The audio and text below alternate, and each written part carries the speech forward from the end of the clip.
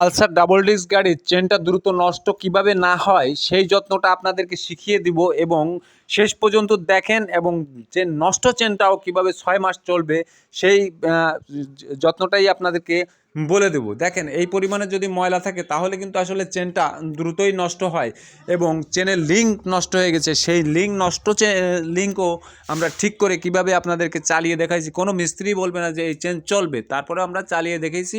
শেষ পর্যন্ত দেখেন, স্কিপ করবেন না, তাহলে কিন্তু আপনারা জিনিসটা বুঝতে পারবেন না। দেখেন এই চেন পেনিয়ামটার আসলে দাঁতটা ক্ষয় হয়ে গেছে, এই দাঁতটা ক্ষয় হয়ে গেছে যে কারণে লিঙ্কের পরে লিঙ্ক উঠে চেনটা কিন্তু আসলে লকের জায়গা থেকে 2টা বা 5টা লিঙ্ক নষ্ট হয়ে গেছে। আর 5টা লিঙ্ক যখন কাটা হবে তখন কিন্তু আসলে ভাই চেনটা আর যতই আপনি ফিটিং করেন না কেন খাটো হয়ে যাবে, তখন কিন্তু লাগাইতে পারবেন না। কিন্তু তারপরে কিভাবে লাগাবেন সেইটাই আমি বলে দেবো। চেন পাওয়া যাবে না তাতে কী হয়েছে, তারপরে আপনার গাড়ি চলবে এবং ভালোভাবেই চলবে, কারণ কাস্টমার নিজেই আপনাদেরকে দেখেন এসে বলতেছে রেজাল্টটা। তো আপনারা আসলে আগে এই যে চেন বা পেনিয়াম যেহেতু নষ্ট হয়ে যাচ্ছে এই ময়লার কারণে, এই ময়লাগুলো কিন্তু মাঝে মাঝে এই কাভারটা খুলে পরিষ্কার করবেন, কারণ এই পরিমাণে ময়লা থাকলে কিন্তু আসলে দেখেন কি ময়লা, এই ময়লাটা থাকলে কিন্তু আসলে বালু রাস্তা থেকে কন্টিনিউ আসে, এই বালুটা চেনের সঙ্গে যখন লাগে তখন কিন্তু শিরিষ কাগজের মতো ধার হয়ে যায় এবং আস্তে আস্তে চেন পেনিয়ামটা নষ্ট করে ফেলে। আর এই যে একটা চেন পেনিয়াম নতুন লাগিয়ে দিব এখানে, এই শ্যাপটা কিন্তু নষ্ট হয়ে যাবে আপনার চেনটা যদি দ্রুত খেয়ে যায়। খাওয়ার পরে কিন্তু এখানে একটা প্রেশার পড়ে, যখন শ্যাপটা নষ্ট হয়ে যাবে তখন কিন্তু ভাই এই শ্যাপটা লাগাইতে গেলে ইঞ্জিন খোলাই লাগবে পুরোটা। তার আগে আপনারা একটু সতর্ক হন যাতে ইঞ্জিনটা না খোলা লাগে।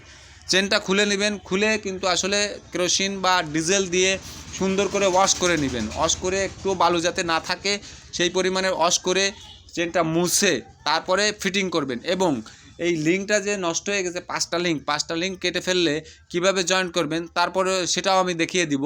তো এই জায়গাটাও কিন্তু পুরো ক্লিন করে নেবেন, কারণ এখানে যে ময়লাটা থাকে এইটা আবার কিন্তু আবার চেনে লাগবে। এই যে 5টা লিঙ্ক নষ্ট হয়ে গেছে না, এখান থেকে 3টা আর ওই পাশ থেকে 2টা, দেখেন খেয়াল করে ভালো করে, লিঙ্কের কিন্তু বলই নাই। কিন্তু এই বল যখন কেটে ফেলা হবে তখন কিন্তু আমরা অ্যাডজাস্টিং করতে গেলেও এই চেনটা অনেক খাটো হয়ে যাবে। কিন্তু এইখানে আমরা একটা টিপস ব্যবহার করেছি যেটা মানে কারোর মাথায় আসবে কিনা আমি জানি না, তারপরেও এইখানে আমরা 3টা লক ব্যবহার করছি। যে 3টা লক ব্যবহার করার সিস্টেমটা আপনাদেরকে দেখা দিচ্ছি যে কিভাবে 3টা লক ব্যবহার করবেন। 3টা লক ব্যবহার করলেই কিন্তু চেনটা পুরো আপনার অ্যাডজাস্টিং জায়গায় চলে আসবে। এই যে একটা লক, মাঝখানে 2টা লিঙ্ক কেটে নিছি, আবার এই আরেকটা লক, এই মাঝখানে আবার কয়টা লিঙ্ক কেটে নিছি, আবার একটা লক। তার মানে কি এই 3টা গাঁট কিন্তু আমরা বাড়িয়ে ফেলছি এই লকের মাধ্যমেই। এখন কিন্তু চেনটা জায়গায় চলে আসছে অ্যাডজাস্টিংয়ের জায়গায়, কারণ এতটুকু খাটো হয়ে গেলে সেই চেনটা লম্বা করব কি করে, তখন ওই লক ব্যবহার করে আমরা ই করছি। এখন দেখেন কাস্টমারে কি বলে, চালিয়ে আসি ভাই কি রেজাল্ট দেয়। আসলে আশা করি কাজ হয়ে গেছে ক্লিয়ার। ধন্যবাদ, দেখেন কি হয়। ঠিক আছে ভাই, পাও ব্রেক কম না, আপনার চেনের সমস্যা কি আছে তাই কম। চেনের সমস্যা। ওকে ওকে ওকে, ডান ডান হয়েছে।